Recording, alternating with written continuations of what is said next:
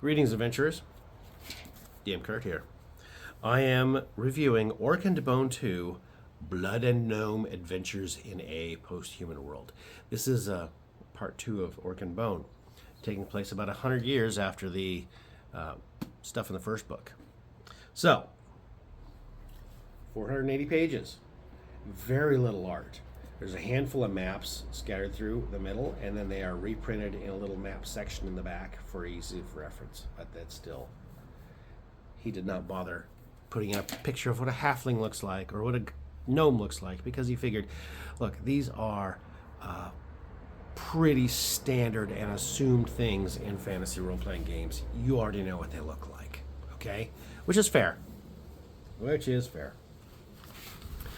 6 attributes. Then they are rolled from 5 to 10 using 1d6 plus 4. And then after that, you can add modifiers based on which species / race you pick. And then look at the 10 classes. Bard, Druid, Fighter, Dungeoneer, Slayer, etc. And be careful, because do not assume that they are the same as a D&D clone. His version of Druid is definitely not the same as D&D's definition of Druid. He took a little bit of a unique and maybe more historical inspired take. Experience levels go to level 6. As you gain levels, it'll tell you whether you can gain a skill point or an attribute point. So you're gaining skills and attributes as you go up, and you're choosing which ones. A skill that you take at level 1 is going to be more powerful as you go than a skill you picked up at level 4, because you'll have, in theory, more time to have practiced in it. So it'll be like you took leather working at level 1, you're level 5, so you get like plus 4 or something to it. And the skill you picked up at level 4, well, at level 5 you get a plus 1 to it. So, okay, interesting. You're not the automatic expert by taking a skill that level. Most of your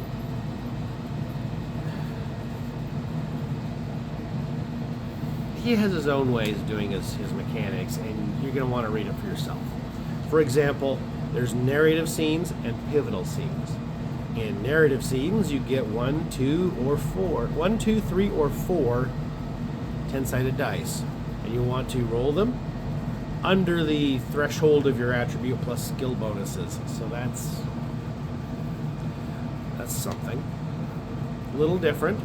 During pivotal scenes, you roll a d20 plus bonuses over a difficulty. So that's more like your 5e skill checks. Initiative during narrative scenes is d20 plus personality score modifier. So during your narrative scenes, the person with the more forceful personality is the one who gets to talk first, which actually makes sense. That's rolled at the beginning of the session and lasting all session. So your session, you roll poorly. This is just the day when you're not really feeling forceful. And so you let other people talk first. He provides an example of combat. He has an example of magic items and methods of creating them. There's something in this book that reminds me of the old Palladium fantasy role-playing game, but I haven't read that in a while, so I can't quite put my finger on it. Orc and Bone was about monsters that were fighting against worse monsters, and this is more about the little people that are caught in the middle. You have this campaign setting where all the humans just disappeared. They were just raptured off the face of the earth because the demon worshippers had their pacts come due, so to speak, and poof. Well, then there's this massive power vacuum, and the vampires took over, and they're farm herding the halflings as food, A few halflings get away. They run to the orcs for help. The orcs are like, what? We're the good guys in this situation? This must be bad. We're going to go check it out. The orcs and the vampires fight it out. The goblins were kind of being shifty little buggers as they are. They kind of sneak in and kind of operate under the shadows of the vampire empire. It's an interesting campaign setup.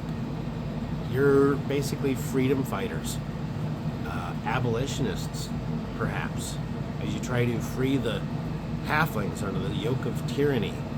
Most of the halflings have been under this tyranny for many decades, and they don't really believe there's a free place out there anymore. So they'll take some convincing, more than just cast off their chains and let them run. He has an explanation of his world's creation and its cosmology. So the spirit world and the physical world were created one map on top of the other. But the physical world changed, okay?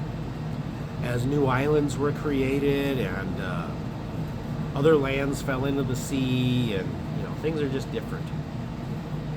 So, as things have been different over time, if somebody dies on an island in the real world that didn't exist in the spirit world, well, when they go to the spirit world, they kind of wake up as a ghost or whatever, and they're standing on top of the water in the ocean in the spirit world, and angels and whatever have to go out there and herd them onto the dry land of the spirit world. Different. Okay, different. So he gets enough into the cosmology that you can actually play in the spirit world. He has his history of the world and the empire. He does a set of random encounters, page 278, where he has map scale encounters and street scale encounters for different types of random encounters you can roll. I don't recall a chart of map scale random encounters before, except maybe first edition AD&D Wilderness Survival Guide. You could roll up random weather patterns. So a great storm would be map scale. So here, map scale random encounters. Let's look at that up. Page 278. Okay, you're traveling around in a relatively unknown area. Roll a d20. I just rolled Fortress with the facade of city. The fortress type is abandoned. And I roll again. Landscape, hills. Okay, so you're rolling for what terrain feature is in this little sector of map, this hex I just wandered into. So that's a map scale encounter. I might steal that for my own games or swap that into something else. He does get into, let's look on page 426, strongholds. As soon as you enter the 6th level of experience, or as soon as level 3 for the noble and blacksmith classes, you gain the right to establish a stronghold, a large and or complex building or structure that the character has uncontested title to. Characters who try to occupy an existing building or castle or try to buy one with the coin they've earned are free to do so, but they will lack the reputation to be considered official in any capacity by their stronghold entities. Even enemies will acknowledge that a stronghold belongs to its owning character. So what we have is some stronghold creation with survey and design, labor and materials, foundation, construction, completion. And I would assume maintenance, but... So domain play. How often do you actually see domain play explained in your book? Adventurer, Conqueror, King, perhaps, but here we go. he puts up his set of mechanics for how he would suggest for this to be run. Well, you could swap in your own. He has more campaign world building as to history and such than I can really explain in any amount of detail. You should check out his channel, which I'll put a link below to, where he explains it all far better than I, because he's the writer. But anyway, the main questions that I ever have in a review: is it worth it? I would say yes. I can't remember the price on this, but it was quite reasonable. It's like maybe 20 bucks for the print version, okay, on Amazon. I'm going to post all kinds of links down below. Would I run it? Yeah, I would consider it, although I would probably use a different set of mechanics, probably. Although that's kind of a bit of work, converting classes that don't exist into another system. Would I recommend it? Yeah, actually, I think it's worth it. Worth the price, worth a read, and give it a shot. DM Kurt out.